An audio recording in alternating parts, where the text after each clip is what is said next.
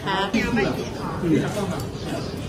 这妈妈吼，妈妈难打，阮这再是妈妈打，妈妈是中国在。谢谢。好，就到。那你买什么？我来了，干嘛？先建议我18年，我儿子在18年前刚投入国中，他已做18年了。我儿子他儿子几岁？啊，我儿子43岁。啊，跟我差不多，他是比我高。我儿子不是，我儿子大，很好，我家里。啊，你搞人家灯泡去，拢做工做，我叫你。啊，这牌子这拢在做，这款物件我无是做工做，这小菜拢在做，所以我只教阮囝有淡薄仔区别。为什么？我28年了，我个人是这样。针对行政院院会后记者会关于台北市牛肉面冠军的菜单使用美牛的这件事许多媒体以打脸北市府为题，去操作政院跟北市府的冲突那相关论述与事实不符我们在此要做个澄清。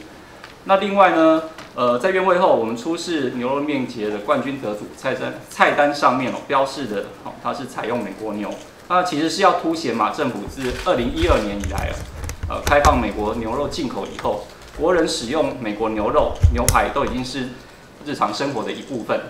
而莱克多巴胺是饲料的添加物，那业者后来出示的残留证明也表示说，牛在食用代谢后，即便是它在饲料中有任何添加物，尤其莱克多巴胺就算在代谢后，往往在肉品中其实已经无法减数，所以我们的标准才会定0.01 ppm， 这个值其实是经过科学验证。